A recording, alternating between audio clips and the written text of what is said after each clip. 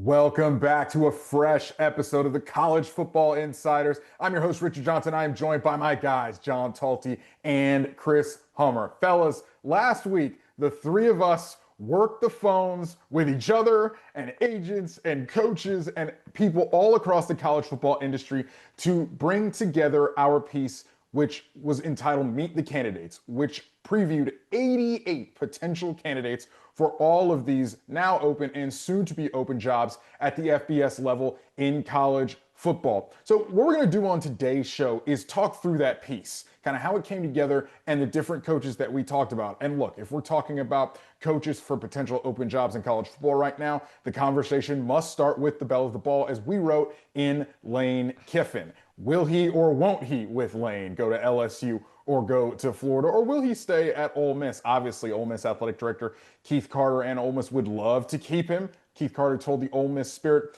on October 17th, "I'd love to get something done like Indiana did with Curt Cignetti before the silly season starts." By the way, that was on October 17th he said that. Carter went on to say, "We'll see." I think it started, Richard. I think it started.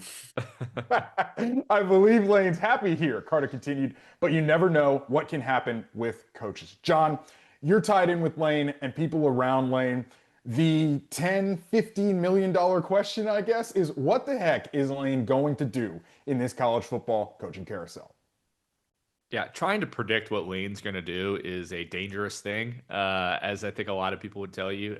He's someone who I think knows he's going to have a lot of options, and I think this cycle has broken perfectly for Lane, where you have jobs like Florida, LSU, Auburn. Auburn, of course, he came very close to taking a few years back, and then the opportunity, of course, to stay at Ole Miss. So he has different opportunities.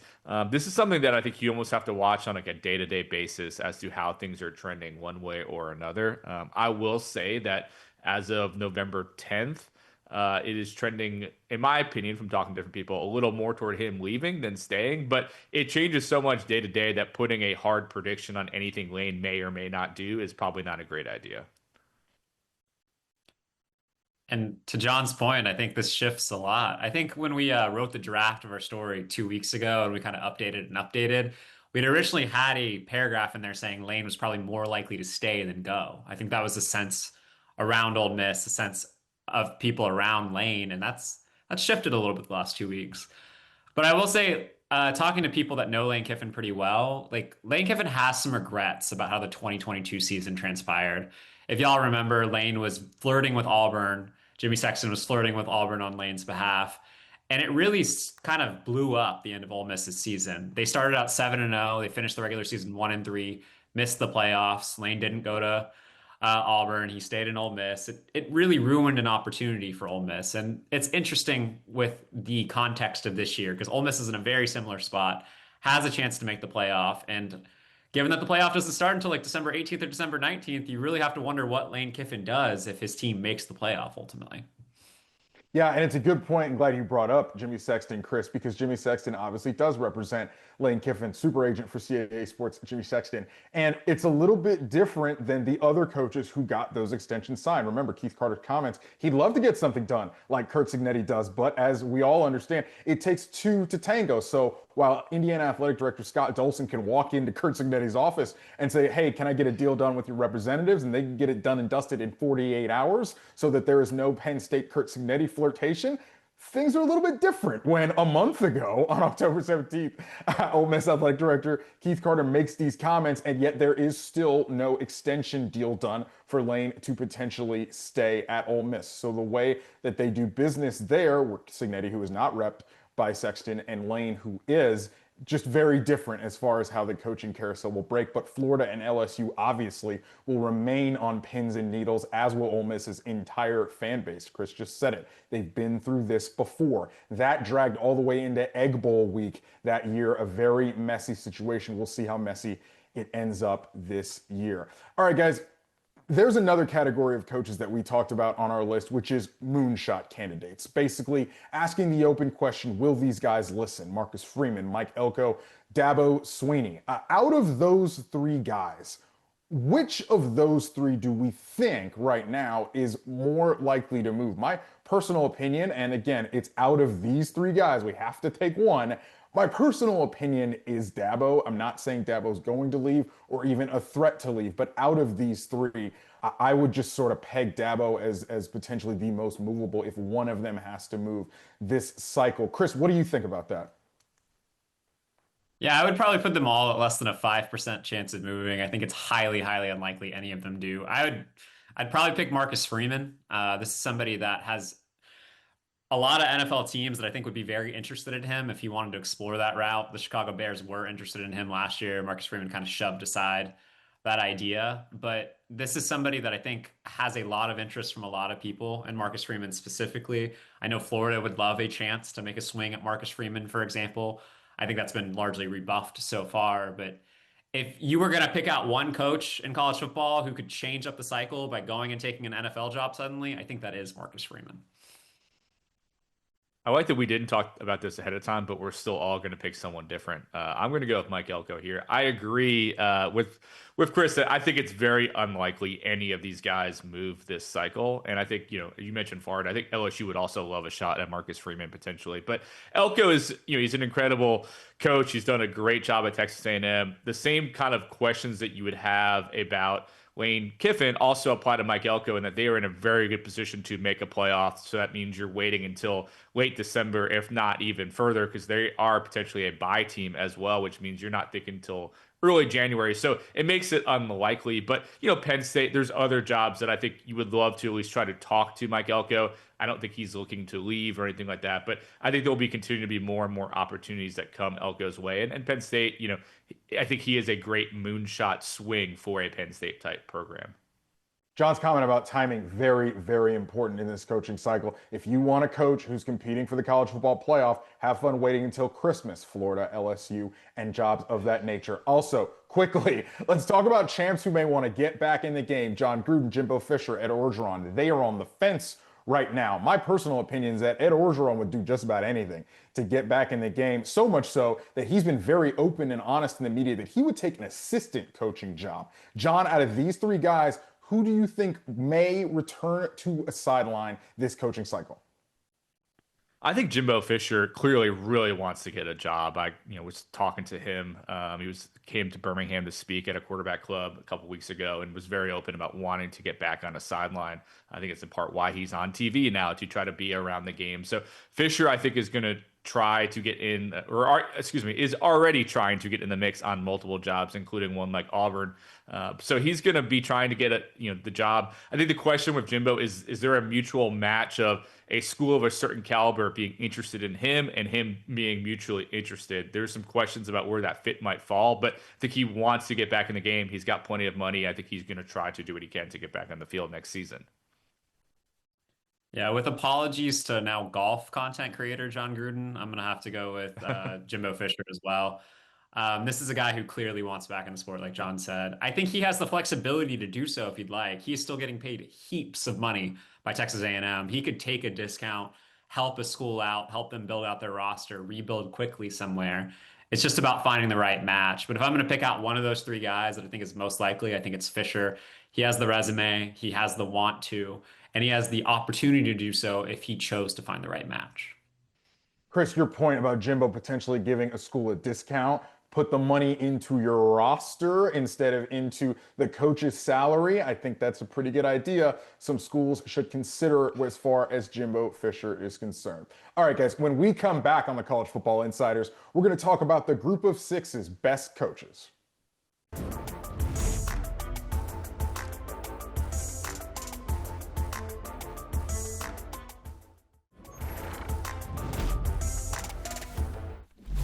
Welcome back to the College Football Insiders. All right, fellas, let's talk about some of the Group of Six's best coaching candidates for this coaching cycle. It will be a very, very silly season. A lot of schools, Virginia Tech, UCLA, for instance, have signaled very openly that they want a sitting head coach. There are not a lot of those to go around at the Power 5 level that may be movable, which means you're probably going to have to go and get a Group of Six coach. Any guy on this list, in my opinion, probably a good shout. Let's kind of talk about some of the less obvious names first here. Chris, I'll go to you first because I know you've got great insight here on a guy like Jeff Traylor and GJ Kinney. Traylor at UTSA, Kinney at Texas State. Those two guys very open, being talked about as far as in my conversations and yours, I'm sure, about any Texas-based job that were to be open in Arkansas and Oklahoma State. Where do things stand with those two guys who were recently very hot names on the coaching carousel, but their teams have dropped off a little bit? Yeah, I mean it's been a tough year for Texas State and GJ Kenny. I think they've lost four straight. They sit at 3-5, I believe, right now. So not the best year for somebody who was looking to build a resume to potentially move from Texas State this offseason. And GJ's been a guy who's been in consideration for other jobs before. Like he was in the mix at UCF last offseason, for example. But I don't know if right now he has the cachet to make that jump, even though, as you said, there are a limited number of head coaches this cycle that makes sense. And if a school like, let's say, a Baylor were to come open, like I could still see them considering a GJ Kenny potentially. Jeff Traylor, kind of the same thing. Ironically, Jeff Traylor used to coach GJ Kenny in high school, Gilmer High School. Kenny played for Traylor his senior year. These two have matched up 2 years in a row now. They've kind of split that series. Traylor has also lost some games this year. It's not the best time year to have the worst year he's had at UTSA, basically since his debut. So I think both of those guys will get some consideration. They will talk to schools, but they might be a little further down the list just because we know how this goes. Just like a toy for a kid or something like that, like things come in and out of season and ADs look at the nice shiny toy on the shelf. And right now, I don't know if GJ Kenny and Jeff Traylor are the shiniest they've been in the past, shiny as they've been in the past. Well, Chris, I know that ADs are looking at our Meet the Candidates list of 88 candidates for potentially open FBS jobs. I know for that for a fact, of course. Jon, we have not actually talked a ton about Auburn yet on this show as far as who Auburn might hire. Obviously, that job is open. And when that job opened, I know you were hearing it because I was certainly hearing it. Jon Sumrall. Some people were going so far as to say basically pencil him into the job. Tulane head coach Jon Sumrall, significant ties in the state of Alabama, obviously a past at Troy, now at Tulane, doing pretty well. What are you hearing about Sumrall and Auburn potential? I don't even know if flirtation is a strong enough word for it. I mean, they might be out now dating at this point in time. I haven't seen them holding hands in public yet, so I can't confirm whether they're dating or not. But certainly there seems to be some flirtation there. Even before they fired Hugh Freeze, Jon Sumrall was a name that was tied to the Auburn search. He's one of the hottest Group of Six candidates in the country. He did a great job in the state of Alabama building Troy before taking the Tulane job. After beating Memphis on Friday, Tulane has a strong shot to potentially make the playoff. So all the things we said earlier about these guys, whether you wait or not, could potentially apply to Sumrall as well. But he's going to have an option of multiple jobs, most likely. He had some opportunities last cycle, purposely waited to try to be patient. And I think Auburn's a job that is certainly a good mutual fit between Jon Sumrall and Auburn. He's not the only candidate. There are other names that are kind of being bandied about, including interim coach DJ Durkin. They played pretty well against Vanderbilt. The offense was considerably better than what we had seen under Hugh Freeze. He's going to have to win some games down the stretch, including probably that Iron Bowl, but wouldn't completely count out Durkin quite yet. But Sumrall's a name that's hot, and from talking to some different Auburn boosters and others, is a name that they certainly like right now. But he's not the only one, and that search is ongoing at this point. Jon, I want to ask you this question about the Auburn search in general. We know Auburn searches can go a lot of different ways. You mentioned DJ Durkin, potentially if they can win down the stretch, maybe shock the world in the Iron Bowl. Could you have a situation like you had a couple Auburn searches ago, where some influential boosters frankly wanted just to promote Kevin Steele into the permanent head coaching job? He was defensive coordinator and interim head coach at the time. That created an extremely messy coaching search for Auburn at the time. Athletic director at the time, Alan Green, ended up going and getting Brian Harsin, and well, we saw how that one ended. Do you think things are going to get messy here, or can John Cohen kind of hold the factions at bay and make a decision here kind of on his own volition? He's saying the right things so far, I think, including two different agents and other people about, hey, I'm the committee. I'm the one handling the search. Like, I know what I'm doing. He has had experience, hiring guys in the past. Has kind of I would say, a checkered hiring history, and some of the guys he hired at Mississippi State, didn't quite work out. Mike Leach probably the best hire that he made there from a football standpoint. But he's in control to this point. He's doing his due diligence. He's talking to a lot of different candidates. I think he's trying to, change that reputation that Auburn has, where things can get a little wild and where you have these quote unquote power brokers. You kind of wrest control over the search the way they tried to in 2020. And you go even further back, the famous Jet Gate with Tommy Tuberville and Bobby Petrino and all that situation. So there's a track record there. I think Cohen's trying to push back against that. But I will tell you, I'm sure you guys have heard the same. There was a lot of interest in this job, including from sitting power coaches. So they're going to be able to, I think, get a quality candidate, and certainly do not have to go the let's just bump up the interim guy unless they really feel confident in that strategy.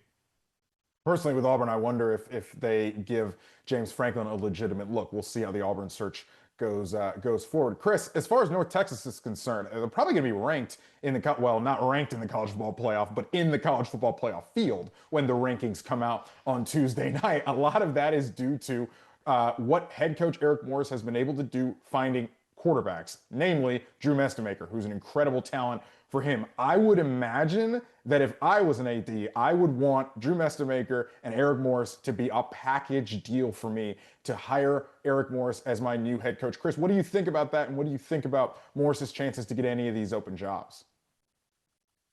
I think Eric Morris has a really good chance to get one of these open jobs. Oklahoma State is the job he comes up most for, but he's also at least been in the mix with Arkansas and UCLA, and mentioned Baylor earlier about the other two Texas coaches. I think if Baylor came open, that would be a job that Eric Morris would have a lot of interest in too. So this is a situation where he's got a lot of cards that he could potentially play, and the card that is most interesting to ADs is his quarterback development. You mentioned Drew Mestemaker, but it's not just Drew Mestemaker. It's Cam Ward. It's John Mateer. These are all guys that Eric Morris helped find or develop in his time, and none of them were elite recruits coming out of high school. I think John Mateer was the highest ranked of them all, and he was an 82 overall for 24/7 Sports, and I think like the 150th ranked quarterback in the country. So this is a guy who has found talent at the quarterback position and developed it. And that's the most important thing for a college football program, frankly. If you have a quarterback, you have a shot. And Eric Morris has had a shot every year. And this is also a guy I think people forget. Like, this is not his first time as a head coach at North Texas. Like, he turned around Incarnate Word. Incarnate Word was not a factor in the FCS ranks before Eric Morris got there. He left it for GJ Kenny eventually, and he turned it into a contender before he left. So this is a guy that has proven the ability to build up two programs, and I think he's a really intriguing candidate for a lot of athletic directors. Among the group of sixes, Beth, we haven't really talked much about Alex Golesh, but remember Alex Golesh as a name. I think what he's built at USF is really interesting because of the personnel apparatus that they've built, their ability to scout, pay, and develop players, and what he's got with Byron Brown, an electric talent. Really, really interesting. And then there's Ryan Silverfield, also in the American Conference. We're talking about all these coaches in the American Conference. He's got Memphis looking at back-to-back-to-back 10-win seasons. Now, it's unclear right now if Memphis is going to really hit the top end of their value proposition coming into this season. But when I speak to sources, they rave about how Memphis has been able to scout and develop through the portal as well, considering how much turnover they had. Coming into the season, I believe it was only 2 returning starters from last year's team. And they had a couple injuries, guys that were coming back from long-term injuries. But the way that they attacked the transfer portal, I know there's a little bit of backing there in Memphis with some corporate dollars and FedEx and all that sort of stuff. But Silverfield, a little, Richard. Just a little. just a little, has been able to use those resources, scout and develop talent very well, and he's got Memphis continually trending up in that league and staying at the highest level. Chris, quickly, what do you hear about Silverfield and Memphis's ability to identify talent and develop it? Yeah, they're really widely respected. You can even go look at their last take of the 2025 class, Cortez Branham, who was sitting out in legal kind of gray area for about 6 months in the portal because he left Nevada. He was essentially suing for another year of eligibility, and it was granted. And Memphis kind of saved a spot for him the whole time. And now he's their leading receiver, a perfect complement to quarterback Brandon Lewis, who came over from Nevada as well, and I think has wowed some people. They do a really nice job. It certainly helps that they have the backing of FedEx and some corporate partners. Like, that is the most expensive G5 roster in the country, and they get the most out of it for the most part. But yeah, they find talent. They beat out P4 schools sometimes for guys, but they also mine the depths of kind of the high school ranks to find developmental players. And they've done a great job. I think that whole staff there is really well respected. And Silverfield is a guy that if you put him in charge of your program, you're probably going to score points and you're probably going to win games. That's what his history has shown. And there's a lot of people in the industry that respect him. Lewis, one of the best dual threat quarterbacks in the country right now, has Memphis cooking. Now, obviously, took a big loss to Tulane last week. That's a significant setback for Memphis in their push to win the American and push for the college football playoff. But that American race, we still got some stuff to figure out here with a couple weeks left. I don't think that is all said and done. When we come back on the College Football Insiders, look, at the end of the day, all of these jobs are not going to be able to hire a sitting head coach. So what coordinators do you need to know? More on that next.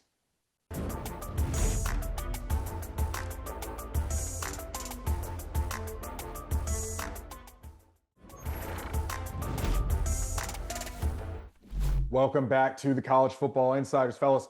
On our Meet the Candidates piece, 88 candidates to know for this college football coaching cycle, not just all head coaches, because coordinators can have success. Ask Georgia about Kirby Smart. Ask Oregon about Dan Lanning, for instance. Don't have to have head coaching experience to be a high-level head coach in today's college football. Guys can come from anywhere, and I think a lot of schools are going to find that out this coaching cycle, when frankly, just the fact of the matter is there may not be enough attractive candidates for these high-level coaching roles. And so when we talk about different coordinators to look at, I think you started a place like Oregon. You started with Will Stein, offensive coordinator. You start at a place like Ohio State with Brian Hartline, offensive coordinator, that I do think is really interesting. John, those two names are two of the highest level coordinator names that come up when we have conversations with sources this cycle.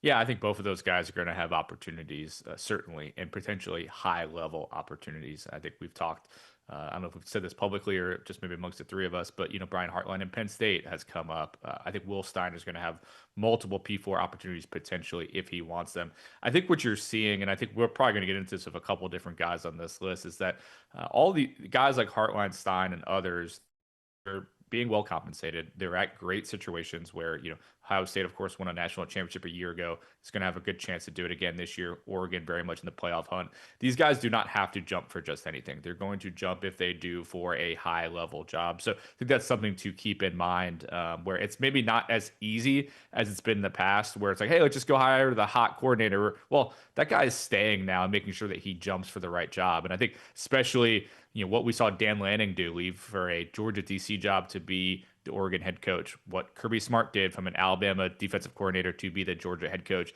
I think both Will Stein and Brian Hartline are in that category where they're going to jump for a high caliber job and not just necessarily a G6 job. Yeah, you look at the Indiana coordinators on that list right there. Keep in mind, Indiana in Curt Cignetti's new extension, there's language in there about making sure the staff pool remains very competitive with the highest staff pools in the country to make sure Haynes and Shanahan don't just jump for any open job. Haynes was obviously pursued last year, and Indiana certainly wants to keep both coordinators. Athletic director Scott Dolson at Indiana told me it was key to make sure they kept that coaching staff together from last season, and they almost did to every single coach. Only had one guy who left from last year's staff. There's a name on that list that we showed, like a Florida State defensive coordinator, Tony White, who I know would love the UCLA job. We'll see. Again, UCLA has said that they want to hire a sitting head coach, so we'll see how that plays out through the rest of it. There are also some guys on that list that we just showed, Chris, that are more specific circumstances. You talk about Purdue offensive coordinator Josh Henson for an Oklahoma State job, as we have talked about. And then you also talk about a guy like Morgan Scalley down there, who's the head coach in waiting at Utah. Maybe Kyle Whittingham will hang it up, maybe not. But then a guy that you're keyed in with his situation, Chris, in Colin Klein. Very specific case as far as where he could land. I think it actually is becoming a little less specific, Richard. I know when we put him on the list, it was the Kansas State connection, obviously, right? Like, this is a guy, K-State legend, probably best quarterback in Kansas State history, Heisman finalist at one point, is really the guy that if you grew up watching football in the 2000s, you remember and associate with K-State. And he's somebody that is doing a really nice job at A&M right now. Top 20 offense, Heisman contender in Marcel Reed. People view him as a future head coach. And I think most people had always assumed like he would wait for K-State. He would wait for K-State. That's still a possibility. Maybe something happens with Chris Kleinman this year. I think there have been at least a couple of rumors about him potentially stepping down. Like, I'm not saying that's going to happen or anything like that, but as a discussion point in the industry, and Colin Klein's a natural fit there, but he's starting to come up, at least for me, a little bit with Oklahoma State. I think people should know that Chad Weiberg, the Oklahoma State athletic director, spent more than a decade of his career at Kansas State. He crossed paths with Colin Klein for a significant portion of that. And along with Eric Morris, like Colin Klein is somebody that's starting to come up there a little bit more. And I think he's becoming at least a name to know a little bit at Oklahoma State. And I know, Richard, you've heard Colin Klein come up with or Colorado State a little bit. I think he could become a option at Arkansas if they decide to pursue coordinators. So this is somebody that has a lot of interest, and it'll be really intriguing to see how Colin Klein plays this, because not only is he going to be on a playoff team, Colin plays in a month, but he also, like, if he wants Kansas State, like, he might have to be more patient than you might expect. So he's a really interesting candidate that could pull the cycle in a couple of different directions depending on what he chooses to do. Yeah, Klein is also a name for Colorado State, as you mentioned, according to sources that I've spoken to. Another guy on that list is kind of on our second level of coordinator list is SMU offensive coordinator Casey Woods, who's also in the mix for Colorado State. The Colorado State job, I think, will be very coveted by a lot of guys who think it's a very, very attractive G6 job that you can. Richard, would you? Go ahead. Would you say they've talked to a lot of people at Colorado State? Yeah. Yeah, they are casting a wide net at Colorado State. Very wide net. Very wide net. A very, very wide net at Colorado State. John, I wanted your insight on one guy. We talked a lot about Lane Kiffin. Will he or won't he stay at Ole Miss? If he is to leave, though, somebody's going to have to take Ole Miss. And John, I wonder if that coach is actually on Ole Miss's staff right now in defensive coordinator Pete Golding. I'll tell you that internally, Ole Miss does think very highly of Pete Golding. And I think, for people I've talked to in the past, the two people that you would possibly identify within that building are Pete Golding, who was, of course, Nick Saban's defensive coordinator for years before he ultimately joined Lane in Oxford. The other, which I think is an intriguing one, and some people probably forget that he's there, is quarterbacks coach Joe Judge, the former New York Giants head coach. The guy who preceded Brian Dable, who was fired today. So Giants are going to look for a new coach. But Judge is very highly regarded. Judge could have had that UMass job last cycle. I think smartly turned it down to stay at Ole Miss. But he's someone who is very highly regarded in that building. And so if Lane leaves, I think those are the two that I would keep an eye internally. And then, of course, I think guys like John Summerall, who we talked about, Alex Golish. I mean, that Ole Miss job would be extremely attractive, knowing not only what Lane has done, but also they have a very strong collective operation that is going to continue to have them aggressive and effective in getting top talent. We got a good operation here on the College Football Insiders. You're going to want to stick with us because, look, if some of these sitting head coaches are going to go, we're going to have to talk about what good guys could leave good situations. And would some guys leave their alma maters for a new job? We're going to talk about that next on the College Football Insiders.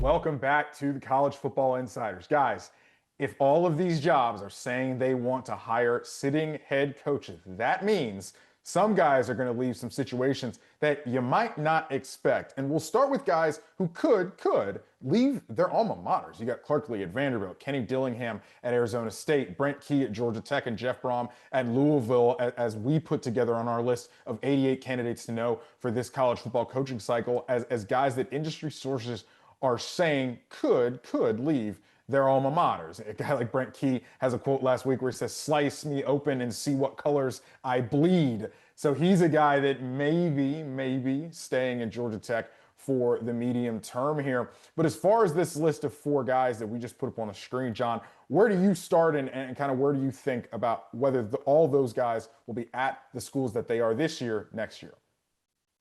That's a great question. I think that they're all in theory in play. I think that some are potentially harder to pull away from their situations than others. I think all of them, it's a very tricky thing where it's like you're at a place where, you maybe fell in love with football or it means a lot to you. Maybe you met your wife there. There's all these different connections that we have to our alma maters, and these guys have them. It makes it, a little trickier to pull them away. But I think what's especially interesting about this cycle is that while all those are good programs and all of them are clearly in good places, you would not consider any of them to be a traditional powerhouse, a traditional blue blood. And so that's something that all of these guys, I think, have to take into account. Whereas, if, for instance, my aspirations are to win a national championship, as most are, can I realistically do that at the place that I'm at, or do I have to jump somewhere else? So I think you're seeing to this point, all of these guys have probably said something along the lines of, I'm happy. Brent Key's was maybe the most interesting about what color he bleeds. I didn't know that you can bleed yellow and black. That's interesting. Gold and black maybe is what their colors are. I don't know. Maybe that means he's interested in Florida State if that opens up. I don't know. But I would just say that it is an interesting time for all these guys. And I will just say, I wouldn't rule any of them out from moving, no matter what they maybe have said publicly, because behind the scenes, sometimes things are happening. Absolutely. What you say publicly and what your agent may be doing privately, two certainly different things. Chris, Clark Lea is on this list. Fascinating concept for him potentially to move after building Vanderbilt into what it's been the last couple of years. Look, I don't think it's any secret that Vanderbilt is going to try and do everything that they can to retain him. But Chris, where are we at on whether they have actually started to do that or not? Yeah, the two sides are definitely in active negotiations about an extension. I think a lot of it's going to come down to things like staff pool and facility upgrades and things that Vanderbilt has lagged behind on traditionally over time. I think Vanderbilt knows it needs to keep Clark Lea, and I don't really think Clark Lea is necessarily interested in leaving. It's just a matter of whether the two sides can meet where they need to. And if they don't, like a Penn State is going to be very interested in Clark Lea. Like that is a job that comes up all the time associated with Clark Lea. I know people kind of wonder whether Penn State would be willing to hire two Vanderbilt coaches in a row, but I think there's legitimate interest on Penn State's side in Clark Lea, and Vanderbilt's going to have to come to the table and do as much as they can because we know how that goes with Jimmy Sexton and the crew. Like, right? Like you squeeze as much as you can, and I really don't anticipate Clark Lea leaving, but it's going to come down to like what Vanderbilt can do for him. John, yeah, you mentioned the fact that home has sort of ties that bind, right? Kenny Dillingham talked about like living down the street from his sister last week, for instance. And I mean, there's nobody that's closer to home than Jeff Brohm. I mean, that's an all family affair at Louisville. But again, we will see as the coaching cycle spins what happens. And then you've got other guys in good situations. You've got a Spencer Danielson at Boise State, who is a name that comes up for the West Coast jobs. According to sources that I speak to. And then you've got an Eli Drinkwitz and Jed Fish. Fish obviously took a really bad loss over the weekend, and then a PJ Fleck at Minnesota. So, John, particularly with Drink and Fish, where do you see them as far as where they could be next year? Because especially with Drinkwitz, he's going to be a guy that Florida and LSU and Auburn should at least get on the phone. And even Penn State, too, I think a possible option for him, potentially, depending on how far down they go down their list. So, and listen, this is a fluid thing. We have to always give these caveats. But out of the candidates we've talked about, Drinkwitz feels to me like the one who maybe is most likely at this moment to move on from Missouri to a different job. And I think that's a combination of there being a lot of great jobs that are opening up and maybe not a lot of great options that are going to move this cycle. I think Drinkwitz is at the top of a lot of people's lists. You mentioned a few of them, Florida, LSU, Auburn. I think he's going to be in the mix for a lot of those jobs, already in the mix for a lot of those jobs. And so I think if, for instance, say Lane Kiffin decides to stay at Ole Miss, well, where do Florida and LSU turn? Where does Penn State turn? There's all these jobs that are kind of fluid and up in the air depending on what guys do, especially maybe if they're a top target. And Drinkwitz is probably just right below say, for instance, of Florida, if Lane says no. Drinkwitz, I think, is right in that secondary cycle. So I think he's going to get a big job this cycle. I think Chris made a great point earlier. Like, sometimes how you finish on the stretch impacts what kind of job you can get. People want someone who's hot and not losing. So he's going to probably have to win some games on the stretch to feel like you're getting a guy who's a really hot candidate right now. But I think Drink is going to have multiple opportunities this cycle, the way things are shaking out right now. With Drinkwitz and Fish, Sorry, Chris. With Drinkwitz and Fish, what I think is most interesting there is that Drinkwitz was really key on getting alignment from not just on campus at Missouri, like all the way up into state government at Missouri, to make sure that the NIL resources were where they needed to be so that Missouri could meet the moment in the player compensation era earlier in his tenure. You know, you got a guy like Jedd Fisch at Washington, that there are some very open questions regarding where Washington sits as far as commitment level is concerned, to put money, to allocate dollars to their roster to be competitive with the top half of the Big Ten, according to sources that I talked to. So, Chris, with Drinkwitz and Fisch specifically, those two guys are going to be the most interesting as far as guys who could potentially leave good situations this cycle for greener pastures.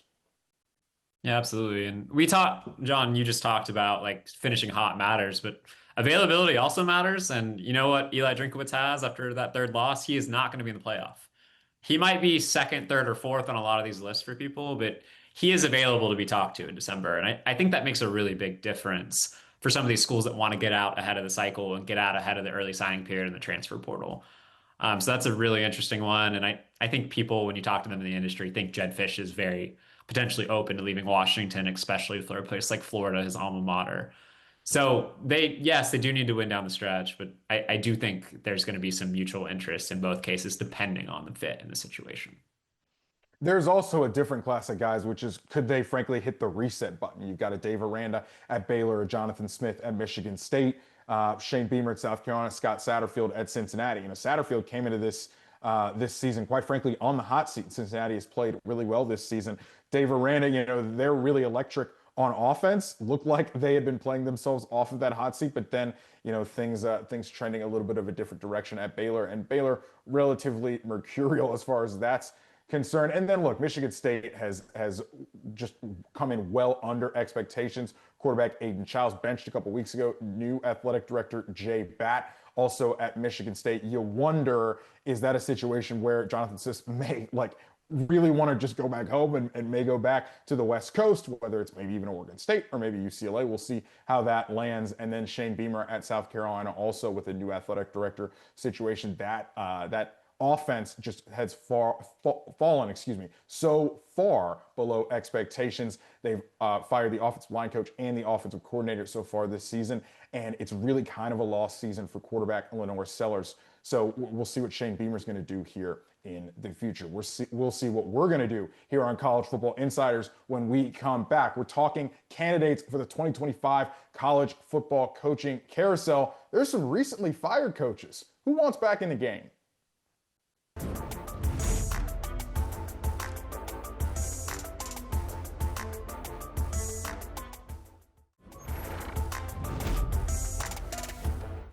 Welcome back to the College Football Insiders. All right, guys, there are some recently fired head coaches who I think definitely want to get back in the game, and we are hearing that they want to get back in the game. We're talking about 88 coaches who may factor into the college football coaching cycle this cycle. And Mike Gundy, to me, Chris, is the most interesting guy on this list, because Mike Gundy's tenure at Oklahoma State, the end of it was really underscored by the fact that Mike Gundy had failed to adequately adjust to the current era of college football where players can be compensated.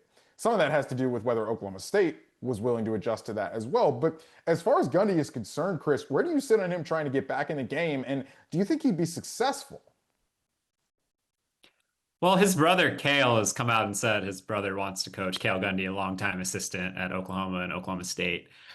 And initially, I really thought Mike Gundy was going to charge back into it. I mean, we put as much in our story last week, but as you all know, information can change a little bit. And right now, I actually think it's more likely Mike Gundy just takes the year off and travels and explores, and maybe goes to a place like Indiana and hangs out or something like that for a couple of days to learn what other programs are doing in this era to not only survive in the NIL era, but like Mike Gundy's offenses have gotten a little stale. I think there's a real possibility he just explores and learns and maybe prepares for another run at this. Because we can say all we want about Mike Gundy, the coach, the last like 2 seasons, but I think he only had 3 losing seasons in like 20 years at Oklahoma State. Like, you don't do that by accident. He's a really good coach.